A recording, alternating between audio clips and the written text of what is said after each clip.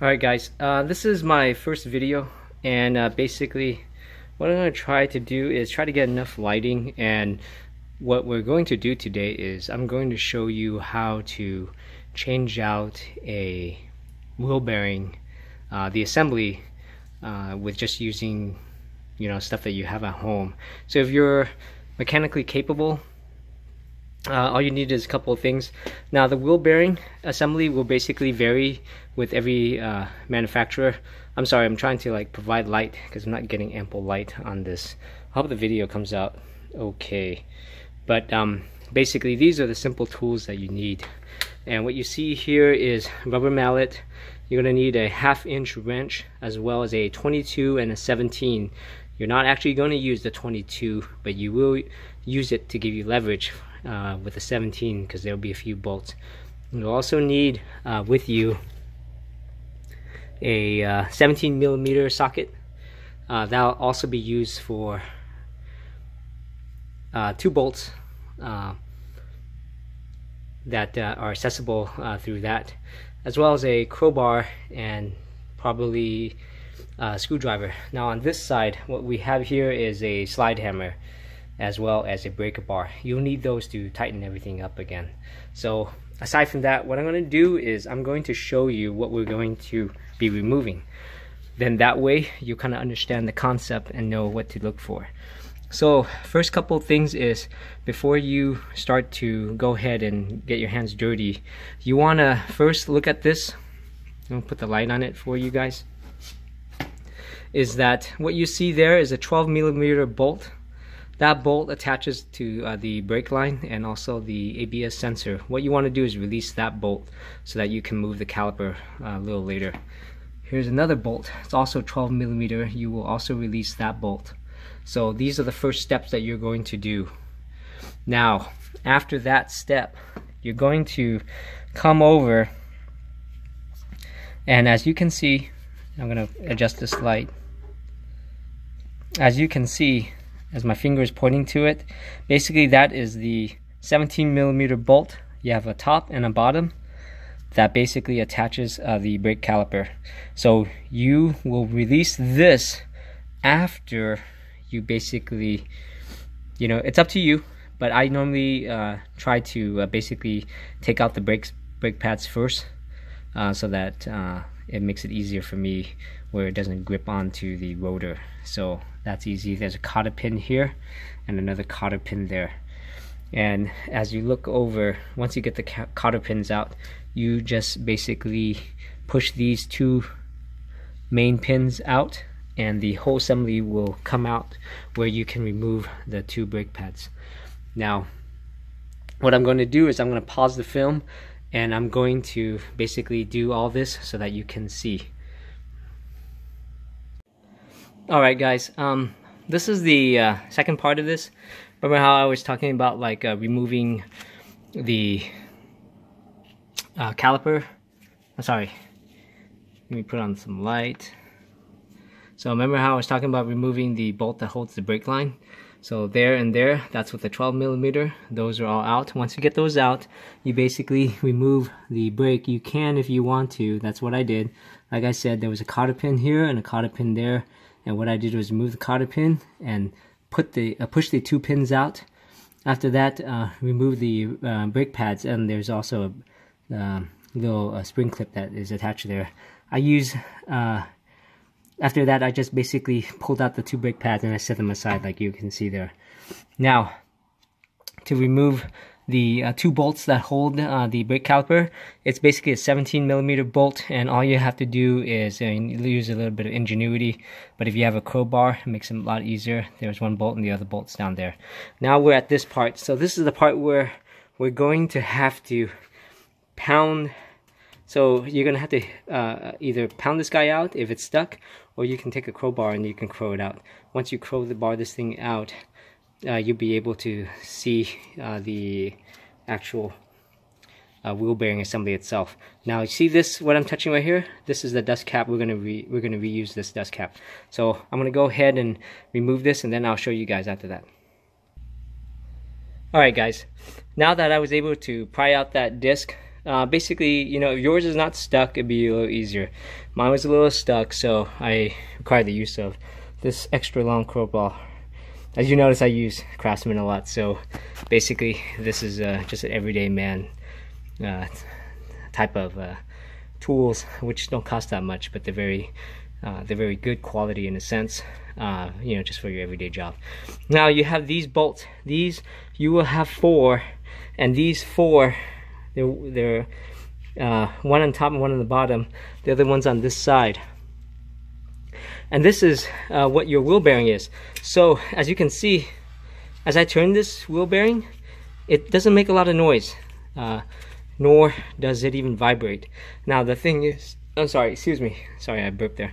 The thing is, I'm changing this side. This is the passenger side also, is because basically my right hand, the driver's side went out. That one actually made a noise when you actually turned it. And so in essence, you know, why are we removing and replacing the wheel bearing assembly? Well, number one, I can go ahead and replace the wheel bearing, but if you're in a remote place, that makes it hard. Remote meaning that you're in an area where there's not a lot of people to kind of help you or assist you in any way. You don't have a lot of access to machinery, stuff like that. So the wheel bearing itself would have been cheaper, yes, but I went ahead and I bought the wheel bearing assembly, which then is the entire piece. So it's this piece right here, this hub, and plus this hub, which is inside the bearing. Now if you have a 4x4, you would have a 35mm lug nut that comes out of here, and with a cotter pin you would remove that. But since this is a 2-wheel drive vehicle, it's a 2005 Toyota Tacoma, we're not going to have that issue here. So what I'm going to do is to remove this. It's fairly simple. You're going to use basically, I'll show you right here. I'm going to lift this up, and what you're going to do is you're going to place this, use a little bit of ingenuity, okay? You're going to put this here, and you will use this as your leverage, okay? See? So, see how I did that? That will give you leverage. You could do that with all 4. Now I'm going to stop this video right now. I know the video, I tend to like scroll up and back, down and forward. This is my first video, so I apologize for that, guys. But anyways, I'm trying to make this so that it's easy for somebody else to attempt it without having to waste a lot of money and go to the shop. Just using, again, I say everyday tools, and if you're mechanically capable, it's not that difficult of a task. Okay, I'm going to stop, pause the video, and I'll resume it right after. Alright guys, now I just want to show you, basically at this point, I've released those screws to their max, and as you can see, it requires a bit of turning this hub so that the bolts provided with enough room. Now what you see here is that I have this device, and this device is actually a slide hammer. As you can see, what it does is it's going to pull this entire assembly out. Now it's not going to fall out because you still have some threading that's still attached. Now when this whole unit is able to be lifted off from the plate, because you know it's been on here for a while, what's going to happen is once it does release a little, then you can continue to unscrew them out. Now understand that this dust cover will also fall out with it. Now this device you can basically go ahead and rent.